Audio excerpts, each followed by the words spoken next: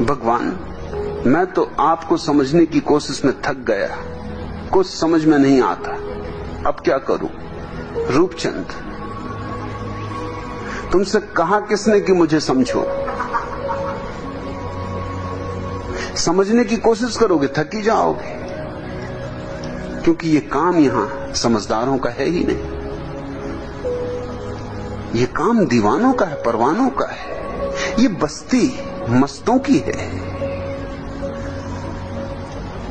यहां कोई पंडित बनाने को थोड़ी मैं बैठा हूं। और तुम क्या समझोगे? अभी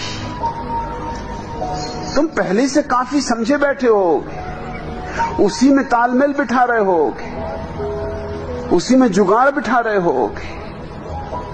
ऐसा तो आदमी खोजना मुश्किल है जो पहले से समझे ना बैठा हो। बस वहीं से अड़चन शुरू हो जाती। अज्ञानी को समझाना कठिन नहीं है, ज्ञानी को समझाना मुश्किल हो जाता। तुम ज्ञानी मालूम पड़ते हो, तुम छुपे रुस्तम हो, छिपे पंडित। अरे चंदूलाल,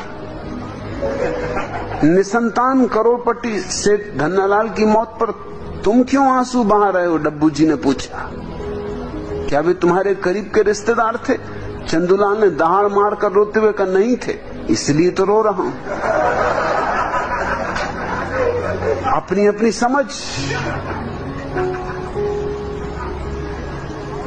तुम अपनी समझ लेके यहां आओगे तो मैं जो कह रहा हूं वो नहीं समझ सकते। एक प्रसिद्ध विदेशी डॉक्टर अपने विश्व भ्रमण के दौरान भारत आया। मरीजों का तांता लग गया उसके पास। एक मरीज ने अपनी बीमारी बतलाते हुए कहा कि उसे नींद नहीं आती। विदेशी डॉक्टर ने आश्चर्यचकित होकर कहा, नहीं नहीं, ऐसा तो हो ही नहीं सकता, तुम्हें जरूर भ्रम हुआ है।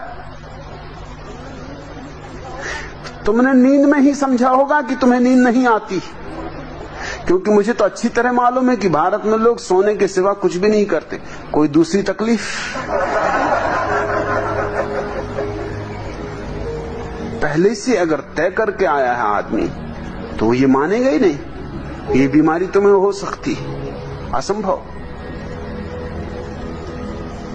तो तुमने नींद में ही सपना देखा होगा कि मुझे नींद नहीं आती। रूपचंद, अपनी समझ दरवाजे के बाहर छोड़ के आओ, फिर तुम देखोगे बातें मेरी बहुत सीधी साफ।